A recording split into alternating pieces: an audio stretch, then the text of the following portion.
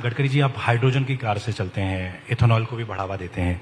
Future में आम आदमी ये सोचता है कि पेट्रोल से ये कितना सस्ता होगा। फ्यूचर में ये जो बायो फ्यूल है, पेट्रोल डीजल से कितना सस्ता हो सकता है? ये उससे सस्ता है। अभी मैं आप आए वो गाड़ी में आया इनोवा टोयोटो की। एक्चुअली मैंने आज हाइड्रोजन कार लेके आना चाहिए था। वो क्या हाइड्रोजन भरने के लिए फरीदाबाद जाना पड़ता है जी। मैं थोड़ा वो कम यूज़ करता हूँ। तो वो गाड़ी में ये 100% बायो इथेनॉल है, फ्लेक्स इंजन है। और वो जो गाड़ी लाई है मैंने, वो वर्ल्ड की पहली है, यूरो 6 इमिशन नॉर्म को पूरा करती है। अब इथेनॉल का रेट 60, 65, 70 रुपये है, पेट्रोल का 120 रुपये है। और ये गाड़ी जो है वो 60% बिजली तैयार करती है अपने आप। तो पेट्रोल का रेट अगर एवरेज के दृष्टि से तुलना करेंगे तो 25 रुपये लीटर आता है।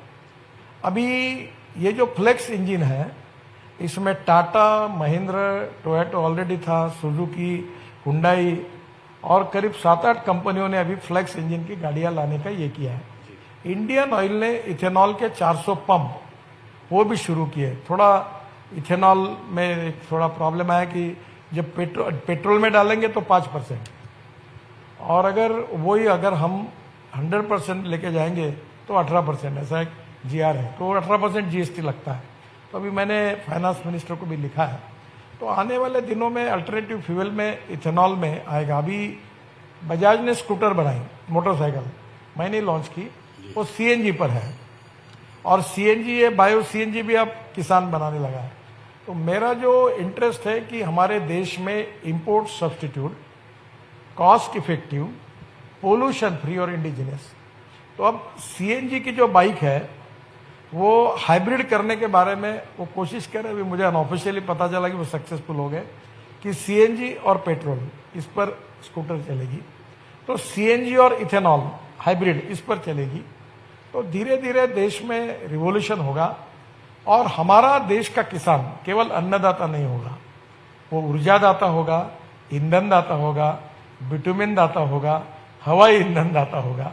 तो ये जो गेहूं, चावल, मक्का लगाने के बजाय एनर्जी क्रॉप्स जब लगा, मैं किसान हूँ, मैं 4 चीनी मिलें चलाता हूँ। हमारा 10,000 किसानों ने आत्महत्या की विदर्भ में, स्थितियाँ अच्छी नहीं है। तो हमारे ये 22 लाख करोड़ जो फॉसिल फ्यूल का इंपोर्ट है, इसमें से 10 लाख करोड़ भी एग्रीकल्चर और रूरल इकोनॉमी में जाएंगे। तो ग्रामीण इंडिया की जो 65% आबादी है, जिनका हमारे ग्रोथ में, जीडीपी ग्रोथ में केवल 12% कंट्रीब्यूशन है, तो ये अगर 10 लाख करोड़ उधर जाएंगे तो वो 20 से 22% उनका कंट्रीब्यूशन होगा। गांव, गरीब मजदूर, किसान का कल्याण होगा, गांवों में रोजगार निर्माण होंगे। और आगे ये किसान एनर्जी क्रॉप्स को बायोडाइजेस्टर में डालकर उसमें से मीथेन निकलता है, और मीथेन से सीएनजी भी तैयार कर सकते हैं और हाइड्रोजन भी तैयार कर सकते हैं। हाइड्रोजन फ्यूल सेल ये भविष्य है। और इसी होटल में मैंने 20 दिन पहले, हमारा एक प्रोजेक्ट है, 7 प्रोजेक्ट हमने पायलट प्रोजेक्ट किए। टाटा की 2 ट्रक, एक हाइड्रोजन फ्यूल सेल पर 100% चलने वाली, और दूसरी जो पेट्रोल डीजल का इंजन है उसके ऊपर आईसी इंजन पर हाइड्रोजन डाल के चलने वाली, दोनों को लॉन्च किया। और हाइड्रोजन सस्ता है। हम ये इंपोर्टेड फॉसिल फ्यूल जिसके रेट हमारे हाथ में नहीं है, क्या है, देश कंट्री टू कंट्री पॉलिसी अलग है। अभी अमेरिका में बहुत उनके पास क्रूड ऑयल है, गैस है।